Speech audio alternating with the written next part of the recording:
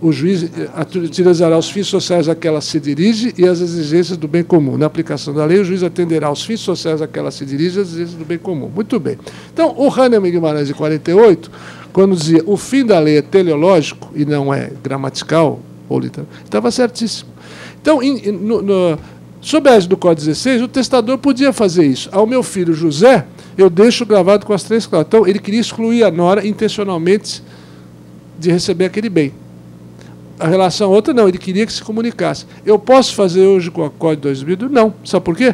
Porque aqui não permite interpretação, porque o artigo 911 é claríssimo, dizendo que a cláusula de inalienabilidade inclui a incomunicabilidade e a impenhorabilidade. Então não adianta ele dizer, ele exclui a comunicabilidade, que ele não pode ir contra a lei. Não tem interpretação. Né? E aquilo que dizia Carlos Maximiliano, não comporta interpretação quando a lei é clara. Cessa a interpretação quando há clareza na lei. A expressão é até latina. Né? Interpretatio, clara, excesso interpretatio, etc. Eu estudei latim no tempo que tinha latim. Muito bem. De forma que a interpretação que se faz, a leitura que se faz do 1911 é só essa. Eu não posso mais dizer ao meu filho João eu deixo com as 3 cláusulas e com o outro eu omiti, porque aí eu não posso interpretar. Vai ficar incomunicável. Se eu deixei inalienável, ele também é incomunicável. Outra questão interessante que envolve a cláusula de incomunicabilidade, isso não há dúvida nenhuma, quer dizer, eu aqui dizia que uma envolvia a outra, a súmula 49, e é claro que o legislador e o Torquato Castro, quando fez, viu também essa súmula 49, e hoje a lei é clara que a cláusula maior inclui as menores, não há dúvida nenhuma quanto a isso. Mas tem uma questão prática aqui, relevante, que vocês não encontram nem no Pontes de Miranda, eu meditei muito sobre essa questão, que era a seguinte: uma pessoa recebia um bem vinculado com a cláusula de incomunicabilidade. Não se comunicava outra coisa. Muito bem. Aí morre o cônjuge dele, a mulher ou mais. Morre a mulher, vamos dar um exemplo. Ele quer vender o bem. Quando ele e consta no registro civil, porque ele recebeu aquilo por doação, talvez, do pai, com a cláusula. E ele era fulano tal casado. Para ele vender, o tabelião fala, bom, mas isso aí, o senhor tem que ter um alvará da sua mulher. Não, não tem que ter alvará da minha mulher, esse bem é meu. Mas consta lá no registro que o senhor é casado. Como resolver esse problema? Que questão interessante. Se os senhores forem ao registro imobiliário simplesmente com a certidão de óbito da mulher, talvez eles não queiram averbar simplesmente. Não, mas eu não sou mais casado, eu sou viúvo. A questão é óbvia. Aparentemente óbvia, mas não é tão simples assim, porque a pessoa fala, mas como é que eu faço? Não, ele tem que, insista-se, o que ele tem que fazer é o seguinte, quando se aparecer o comprador, ele vende, diz que é viúvo, e obriga o oficial registrador a averbar a certidão de casamento, que ele é viúvo. Não tem... outro dia vi uma exigência de um oficial registrador que não pensou em nada, né? Aí isso não entrou no inventário da sua mulher, mas é claro que não entrou no inventário, porque não é dela. Quer dizer, também eles colocam pessoas super despreparadas. Eles faturam milhões, né? Essa reserva de mercado aí que... milhões. Enfim, coisas que nós herdamos dos portugueses, esses feudos todos e não tem concorrência, né? Tem que cair naquele cartório, não tem opção. Tabelião eu tenho opção, eu posso escolher. O registro de imóvel não tem opção. Então, o serviço pode ser muito bem feito e também pode ser péssimo, e eu sou obrigado a me curvar às exigências do Todo-Poderoso. Muito bem. Então, como eu vou fazer entrar no inventário se aquele bem não era dele? Então, como eu sugiro ali, simplesmente tem que se averbar a certidão de óbito, a pessoa fica viúva, ele pode vender livremente, não tem que pedir alvará de coisa nenhuma. Isso é um verdadeiro absurdo. E outra coisa também, que alguns cartórios do interior, imagino, insistiam que o cancelamento da cláusula tinha que ser judicial. A lei dos registros públicos é claríssima, o artigo 250 da lei de 6.015, que basta eu levar a certidão de óbito, a pessoa interessada, junto ao testado, e pede o cancelamento simplesmente da cláusula. Não tem que ser judicial como era antigamente. Existem alguns oficiais registradores que se recusam a estudar. Não existe mais hoje cancelamento judicial, nem de usufruto, nem de cláusula de inalienabilidade. Já foi o tempo. Hoje um simples requerimento, juntando a certidão de óbito, evidentemente que não seja falsa, a certidão verdadeira, para se efetuar o cancelamento da cláusula de inalienabilidade, sem perquirir motivos e nada. Simplesmente a certidão de óbito é o suficiente para se fazer o cancelamento. Bom, outra questão importante, e aí houve o cochilo do legislador, eu argumentei isso em conversa com o deputado Fiuza, mas não era possível mais mudar. A nossa incumbência, na época, era só modernizar o texto. E eu, efetivamente, fiz 100 e poucas intervenções na lei, porque a lei ainda falava em transcrição e em inscrição, coisa que... Porque o projeto era anterior à lei de 6.015 de 73, o projeto era de 72, então falava em transcrição, quando hoje é registro, é matrícula. Então, isso eu pude mudar. Mas quando entrava no mérito, não podia, porque tinha que voltar para a Câmara, para discussão, então não se aprovaria mais o código. Então a condição era não se mexer no texto. E houve um cochilo do legislador, sabe qual é? O legislador diz o seguinte, que no regime da separação de bens, o cônjuge não precisa da anuência do outro para vender, para hipotecar, etc. Está lá no Código Civil. No caso, a única hipótese que eu não preciso da anuência do outro cônjuge é no regime da separação de bens. E eu perguntei ao deputado, e o sujeito que recebe com a cláusula de incomunicabilidade, mas é casado no regime da comunhão parcial, precisa da anuência do outro cônjuge. E aí o sujeito perde o negócio. Porque aí o cônjuge merendário falou, bom, não é meu, eu não vou assinar a venda e você vai perder o negócio. E eu perco o negócio. A incorporadora não vai esperar uma ação judicial de suprimento de outorga, que vai demorar 3 anos, ou 4, ou 5. O outro cônjuge, por espírito de emulação, vai contestar. E aí amarra o negócio e tu vai procurar outro terreno para incorporar. Não vou ficar 5 anos discutindo. Quer dizer, houve um cochilo danoso do legislador, a meu ver, que teria que ser alterado. Quer dizer, o legislador tinha colocado no casamento, no regime da separação, e também dos bens recebidos com a cláusula de incomunicabilidade. Faltou isso. E isso cria esse grande transtorno, porque geralmente as pessoas são casadas no regime da comunhão parcial de bens, que é o regime legal. Isso foi, a meu ver, uma falha do legislador nessa questão de obrigar o outro cônjuge a assinar. Conheço várias pessoas que já perderam negócios porque o cônjuge simplesmente se recusa a assinar. Não assinam. Não assina, acabou. Então, esse é outro ponto aí falho da lei, que nós vamos ter que, por projeto, fazer uma emenda, porque senão vai dar essa distorção, sim, na questão da cláusula da anuência do cônjuge que se recusa, e teria que ser por outorga uxória ou marital.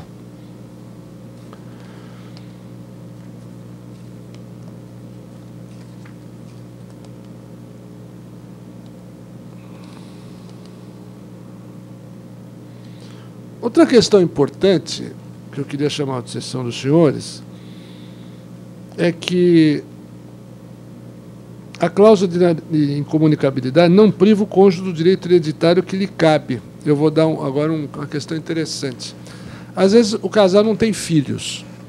O marido recebeu do pai bens, isso é muito comum acontecer, com cláusula de incomunicabilidade. Então viveu 50 anos com a mulher dele.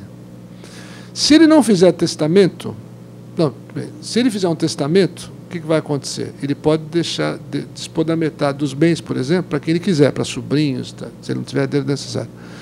Se ele não fizer testamento, a mulher vai recolher tudo, o cônjuge vai recolher toda a herança. Acabou a cláusula de incomunicabilidade. E se ele morreu, então essa mulher, se ela tiver, por exemplo, sobrinhos, esse sobrinho dessa mulher vai herdar todo o patrimônio que foi construído pelo pai do marido. Tem gente que critica muito isso, dizendo que isso é altamente injusto. Conheço vários casos. Conheço um caso recente, que era um casal sem filhos, que ficaram casados 65 anos. Hoje a gente não consegue viver 65 anos. Ficaram casados 65 anos. 60 de casamento, hein? Não é? Muito bem. E aí o que aconteceu? Eles fizeram um testamento recíproco um para o outro, mas ela morreu com quase 90, ele com 92. O que aconteceu? Ela morreu depois. Toda a fortuna que era do pai desse senhor, então, foi parar nas mãos do sobrinho dessa senhora, que nem conheceu esse senhor, não conhecia ninguém da família dele. Então tem muita gente que critica isso, achando que isso é injusto. Quer dizer, alguém de uma família morre e vai parar tudo na mão de uma outra pessoa que não tinha nada a ver com aquela família. Isso acontece com muita frequência. É justo ou injusto? Eu não estou dando aula aqui de sociologia. É legal, é da lei. Então, se é justo ou injusto, eu não posso. O juiz não pode entrar nessa política. Então, que se altere a lei. Eu estou dizendo isso, o Cristiano sabe por que eu estou dizendo isso? Porque, recentemente, eu tive uma questão. Aliás, a primeira questão, se me permite falar, apesar de não ser cláusula, mas tem muito a ver. A primeira decisão do Estado de São Paulo sobre a sucessão do cônjuge casado no regime da separação convencional foi minha. Quer dizer, foi um caso meu, que a hipótese era a seguinte: 2 viúvos casados em 1963. Ele já com mais de 50 na época, ela com mais de quase 50. Não tiveram filhos desse casamento. Ele tinha um filho de um primeiro casamento. Eles não tiveram filhos. Essa senhora, a mulher dele, em 1985, 22 anos depois, fez um testamento excluindo o marido de todo o seu patrimônio, deixando tudo para os sobrinhos dela, filhos dos irmãos. 1908, portanto, na vigência do Código de 1916. Excluiu o marido. Ele estava bem de vida, não precisava de nada. Só que ela morreu em 2003, na vigência do Código Civil. Com a mudança do Código Civil, ele passou a ser dono da metade. Muito embora tivesse testamento, ela deixou tudo para o sobrinho. Só que pelo artigo 1845, ele passou a ser herdeiro dela. O que diz o 1845? Vamos só para refrescar um pouquinho. Diz o seguinte: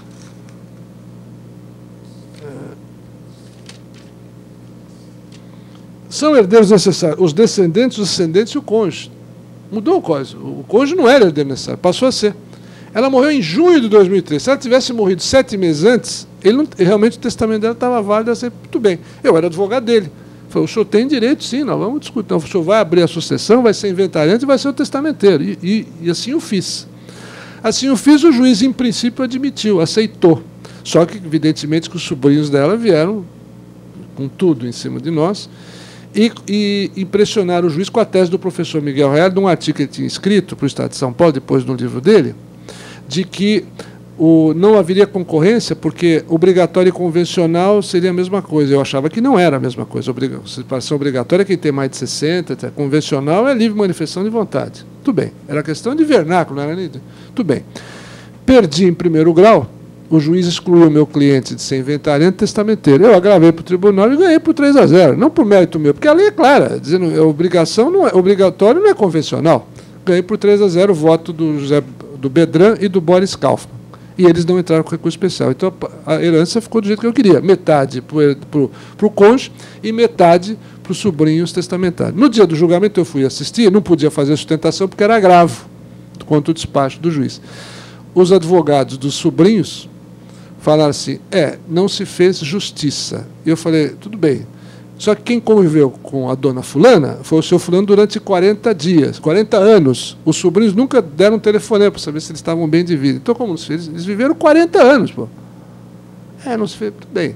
Agora, é aquela história. Para os sobrinhos, o azar foi a tia ter morrido 6 meses depois. Se ela tivesse morrido em dezembro, a história seria outra. É claro que eu também, como professor de direito civil, nem ia, eticamente, não ia postular uma coisa que não teria direito. Não, quando eu tenho direito, a gente tem que lutar. Por isso, pode ser justo, seja, é da lei. E esse é um caso, então, interessante, quer dizer, que as pessoas falam, mas é um absurdo a intromissão, a interferência do legislador, eu quero me casar, e minha manifestação de vontade, como é que fica? Essa a grande resignação das pessoas, então é melhor casar no regime da comunhão parcial? Muito melhor nos dias de hoje, separação absoluta é péssima. Com o pacto antinupcial da forma como ficou ruim, porque concorre. Então, começa a intromissão. Mas tem uma razão histórica, diz por que o Torquato Castro teria levado ele a fazer isso. É claro que tem uma razão histórica.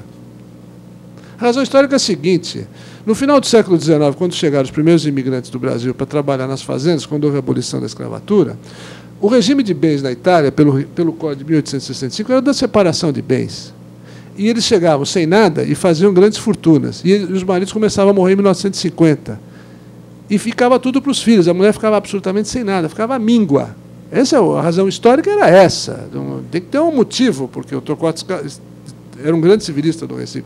Então, isso levou o Supremo a criar a famosa súmula 380, equiparando esse casamento dos italianos feitos na Itália pelo regime da separação, pela lei, pelo Código de 1865, equiparando a sociedade de fato. Abram lá e confiram a súmula 380. É justamente para dar proteção a essas viúvas que ficavam sem nada. Porque os senhores sabem que um pai sustenta 10 filhos, e 10 filhos não sustentam um pai. Jogam o pai e a mãe lá no asilo.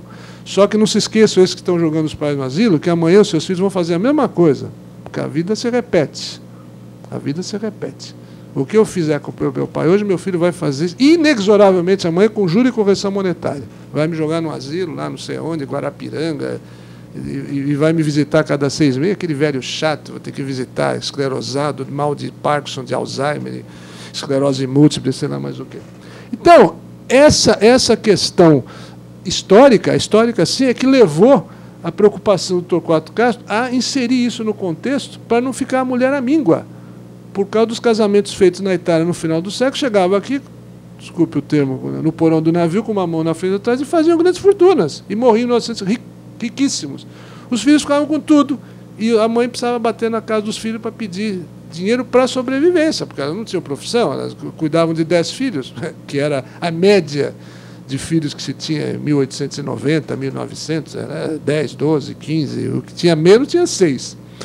Então, esse é o motivo histórico, não é da onde que surgiu. Surgiu, agora vocês estão sabendo que criou-se a súmula 380 do Supremo Tribunal Federal, e estamos aqui hoje no artigo 1845, são herdeiros necessários os descendentes, os ascendentes e o cônjuge. Bom, falamos, então, da incomunicabilidade, a impenhorabilidade, a regra processual, então tem que fazer, tem que fazer uma ligação aqui com o direito material, com o direito processual civil, sem dúvida alguma, lá nos artigos 649 e 650, a questão dos frutos e rendimentos. E agora a questão da justa causa. Eu já falei, o que é justa causa? Altamente subjetivo, porque eu vou ter motivo, voltando ao primeiro exemplo que dei no início da nossa exposição, que era o seguinte: eu posso não ter motivos para deixar justa causa. Eu tenho uma doença grave, tenho um filho de 15 anos. Eu não sei o que vai acontecer daqui a 10 anos. E vai ter essa porta aberta, essa brecha para se discutir na justiça. Aliás, a crítica que se tem feito ao Código Civil é que deixou-se muita coisa para o juiz, para o judiciário resolver. E o judiciário já está emperrado. São Paulo não aguenta mais. Nós temos 5 anos de espera para o julgamento de uma apelação no Tribunal de Justiça. E não adianta dizer que a pessoa está na terceira idade, com mais de 60, porque todo mundo hoje tem mais de 60 anos. Então, não tem, você precisa ter 90 para sensibilizar, talvez, porque com 60 não vai sensibilizar ninguém, porque hoje o país está envelhecendo. De forma que 5 anos emperrado, no Rio de Janeiro está melhor, em 1 ano se julga uma questão, mas aqui são 5, então é um exercício de paciência. Isso vai abrir brecha, quer dizer, para o judiciário resolver o que é justa causa, eu até faço essa menção, e o que é justa causa, o que não é justa causa. E outra questão que ficou em aberto, até o Zano Veloso discutindo comigo, ele disse, bom, o legislador fala a justa causa no testamento, e na doação? É omisso. Eu não posso, no testamento, impor a justa causa, na legítima do herdeiro necessário, mas na doação, em tese, eu posso, porque a lei está omissa. A lei está omissa. Se eu posso impor ou não na doação. Outra questão aí, que é polêmica, que se eu posso colocar. E mais um detalhe interessante, olha que coisa interessante. Se eu tiver sobrinhos, que não são herdeiros, eu posso clausular. Não é legítima. Posso deixar tudo vinculado, coisa interessante. Quer dizer, eu, em detrimento dos meus filhos, aos meus filhos, eu posso, se houver justa causa. Os meus sobrinhos, a lei não fala, só diz, salvo se houver justa causa, eu não posso clausular legítima. Mas meus sobrinhos não são meus herdeiros necessários. Então, em tese, eu posso clausular. Não preciso justificar para os meus sobrinhos. Preciso? Não preciso. Não preciso justificar também para a pessoa jurídica. Mas aí é salutar, né? Eu não vou deixar para uma santa casa para ela vender no dia seguinte e fazer um negócio jurídico. Aí está certo que ele tem que ter. A questão interessante, essa questão de pessoa jurídica, há muitos anos atrás eu fui consultado por 3 freiras lá de Piracicaba, o meu livro estava na 3ª edição, nos anos 80, 3 freiras foram me procurar. Ah, doutor, nós temos um imóvel valiosíssimo no centro de Piracicaba e houve uma doação em 1891 de 3 irmãs francesas, 3 mulheres francesas que estavam no convento francês, e na época deixaram a cláusula, eu vi a doação, que elas não poderiam alienar, nem usava a palavra inalienabilidade, porque não podiam alienar, em 1891, portanto, antes do Código de 16. E apareceu uma proposta muito, nós queremos vender, porque vamos fazer lá uns prédios no centro de Piracicaba.